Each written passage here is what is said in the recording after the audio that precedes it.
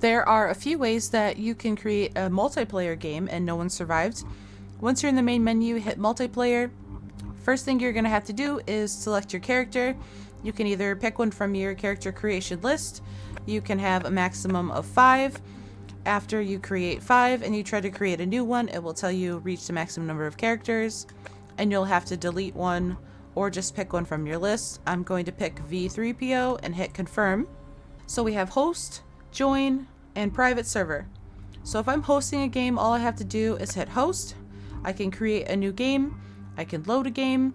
I could bring any character into any world. I'm not going to have the same items. If I bring a new character into a new world, I'm only going to have whatever I have set in the settings for my starter kit and for my attributes and profession. If I have a character that has everything maxed out and has all kinds of really cool weapons in one game, and I create a new world and I bring that character into that new world, they're not going to have anything. They start fresh in that world. So if we go to join, it's going to bring us a list of servers.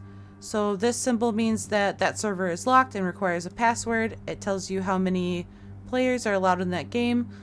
I can also hit friend, and I can join my friend's game from here. I could right click on their name and I can invite them to my game. I can go up to search and I could refresh that server list. You can also join the game from here. You just select, hit join, and you'll load into their game. For private servers, you'll have to switch your game server mode and restart the game, so it'll do that for you.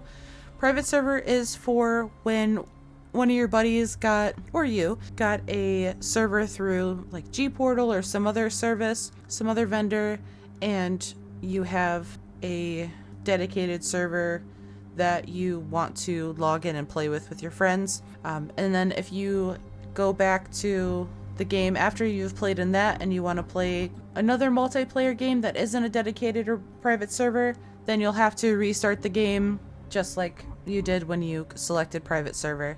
So say you're hosting and you want your friends to join your game, you hit host multiplayer. You can load one of your games, whichever game save you want. You could turn it into multiplayer at any time. You can bring any character into it. If that character's been in that world before, everything they had on them will be there. If they've never been in that world, then they'll launch into that world as a new character, and they won't have any skills or items unless you designate starter kit or anything in your character creation settings.